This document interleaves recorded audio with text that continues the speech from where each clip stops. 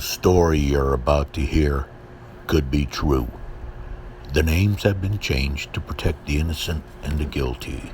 Wednesday, July 3rd, 12:45 p.m.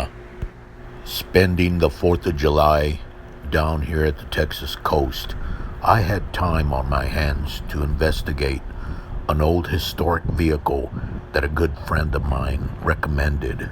This vehicle was allegedly used for interstate and international drug smuggling operation from Mexico to New York City.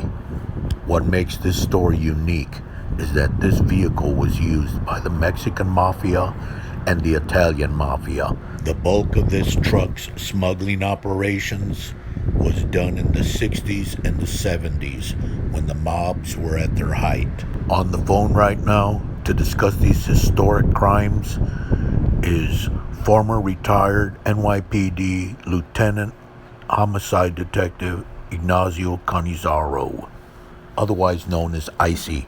Good afternoon, sir. Hey, good afternoon there, Joe. How you doing? I'm doing okay. Yeah, I guess you found that old truck right there on the corner of Avenue. Yes, sir. 4th Street. That's correct. Way to go. Thank you. Well, Icy, can you fill me in on the details of this vehicle? Sure thing, Joe. It's like a 1942 Ford, like a flatbed truck, has wooden sides. That's right. You know, the Mexican mob, they would smuggle watermelons up to New York State, and they'd pack them with heroin, you know, brown Mexican heroin. What about goofballs and marijuana? Goofballs and marijuana?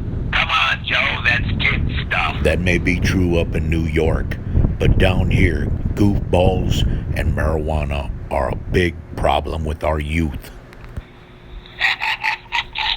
That's what I'm talking about, Joe. Kid stuff.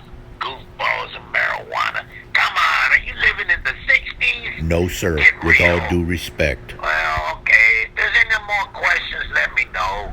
Otherwise, have You a good too, 4th of Icy. July, and I'll talk to you again sometime, Joe. 10-4, you got it. I wonder if he knows marijuana's legal in both You states. can hang up now.